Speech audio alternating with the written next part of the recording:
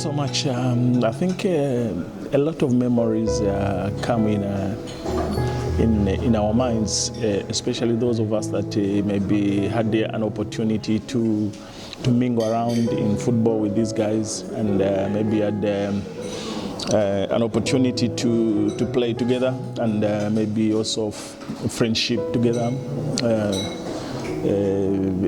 There's a lot of memories when we come to this day, and for me, I think it takes me back in those days when I could remember these guys, and also the way, the behavior, the talk. It brings me a lot of excitement and a mixed feeling of sadness. When you think about people like Stone Mlenga's, at times his behavior when maybe when he's in his jovial mood. You talk about Timothy Mwitwa's also sometimes would do his silent comments, that it's something that sometimes you think like it was just it happened just yesterday. For me, I think there are a lot of memories that you will never face so soon. Maybe in our generation it will be difficult for us to erase the great memories, because apart from the interaction on a friendly basis, but also when you look at the task that these guys were carrying on behalf of everybody, every Zambian, it was a enormous task, a great task. And we were all hopeful so much that these guys would bring a lot of great honor to our country, and we believed in them, and we knew that there was something that they were aiming to bring. So memories are quite a lot of memories, especially on this day, like I've said. I think for me, Zambian football will not be complete if we don't mention about these guys. The carryover fact is that I think today's boys, I think they need to mix. I know the football today has gone extra commercial than it was in those days, but I think the boys of today need to marry both the commercial side and the passion of the game, the passion to play for your country, the passion to love the game, also the professionalism, the belief and the love of the game. One thing that we can get from these guys is that that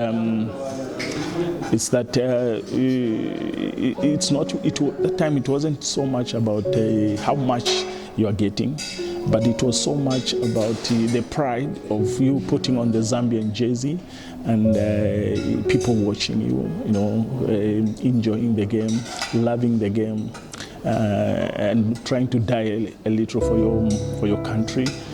So that was the attitude and the character that he characterized most of the players that time. And today, I think that component is diminishing a bit, and it's like today boys wants only yes to, they're looking at the commercial side, which okay, it's fine, but they need to embrace the passion. They need to embrace the character of wanting to do it for your country and do it honorary. So I think those are some of the things that the players today must try to learn from the Gabon or from that generation. For me, I think this is the element that is missing in today's players, and I think the other aspect is what we call career discipline.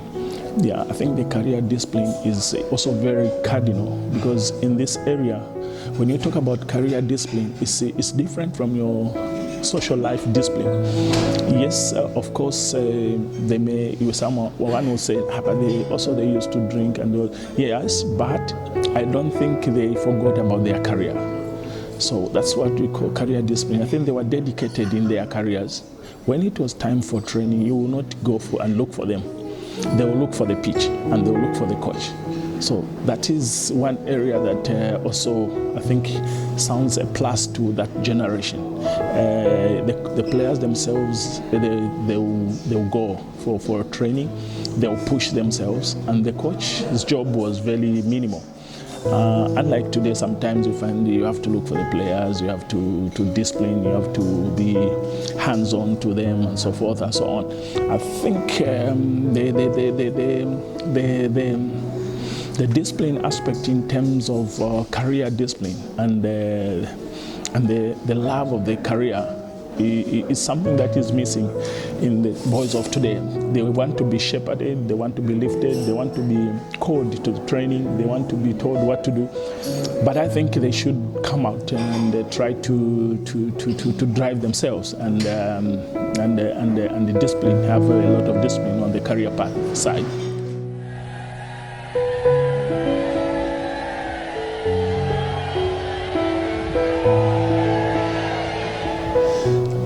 I think it was a big shock for the whole world to know about one of the best teams in Africa lost their lives in the coast of Gabon, but it was a big loss not for Zambia only, but for all African continent to lose this one of the beautiful talents in this African continent. I think I've been honored to coach one of the biggest house in Zambia, Cabo Warriors, where is the Warriors spirit come from, and we always advise the players to focus and to promote themselves. They don't look at any other issues before they express themselves on the ground, because this team, the one has been perished, the target is to make people happy to play. They didn't look at any benefits. They always look to play the game and to perform and to make people happy. Some of our players these days, they are rushing too much to ask about the money before he performing the ground. So we advise these boys, like, just take the spirit of warriors, the one they died, look what they have done for the country, the sacrifice, how they perform. That time there was no big amount of money, whatever, so, but they have respect, and I think if our players, they start with this approach, they perform well, and the money will come later.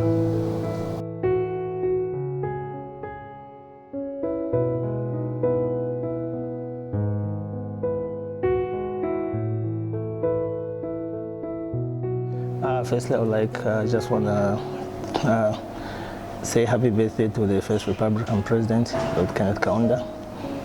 Yeah, happy birthday, sir. Of course, the memories of the 1993 Gabon disaster, they are still fresh. Of course, it was a very good squad with great players that inspired all of us to be the first team to qualify to the World Cup. I think they could have done that because the quality of players that they had in the team was on top. Yeah, it was an amazing feeling, especially the time that we went to pay our respect where at the show where it so happened. It was very emotional, but today I don't want to be that emotional. I just want to celebrate their lives, because from the country where there was so much sorrow, it's the country where we had so much joy from. Those guys, I think they gave us an extra inspiration, you know, because it gave us the strength that they were supposed to do it, and it was left in our hands to try and emulate what they did. And thankfully, God also blessed us, gave us the courage, the power, the strength, you know, to work and to play to the glory of God, of course, and then to win the trophy on the land where they came so much sorrow. I think since then it brought us joy to us as players and also to the country as Zambia. I think those are the memories that we just want to keep for them. I think not to mourn, but just to celebrate their lives because they inspired us, to get to the full potential of us and then to lift the trophy.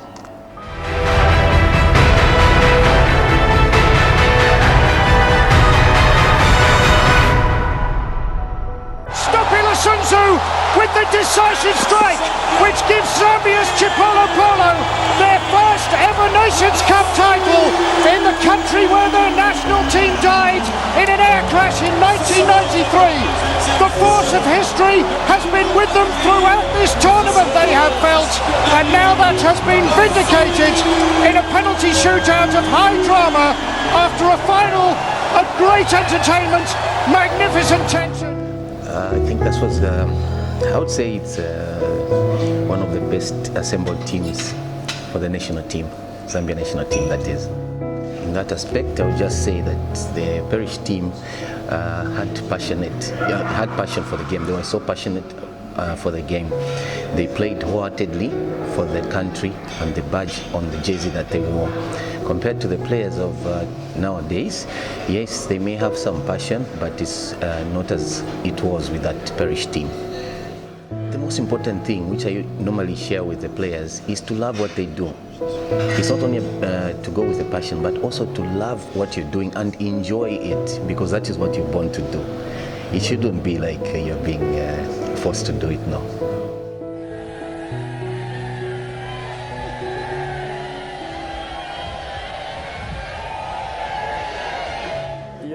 Thank you very much for giving me this opportunity. I remember very well that in 1993, when we heard this news about the perished Gabon disaster, I was shocked because most of the guys in that team, I played along with them.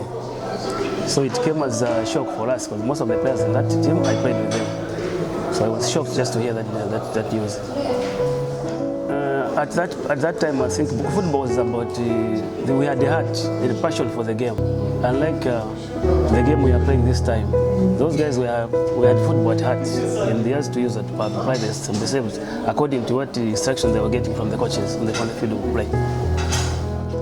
I think that time we had a lot of discipline outside and in the field, but this time we found that players, we have to communicate fully with them for them to apply themselves on the pitch. Leaving them alone, they won't do anything. You won't see anything on them.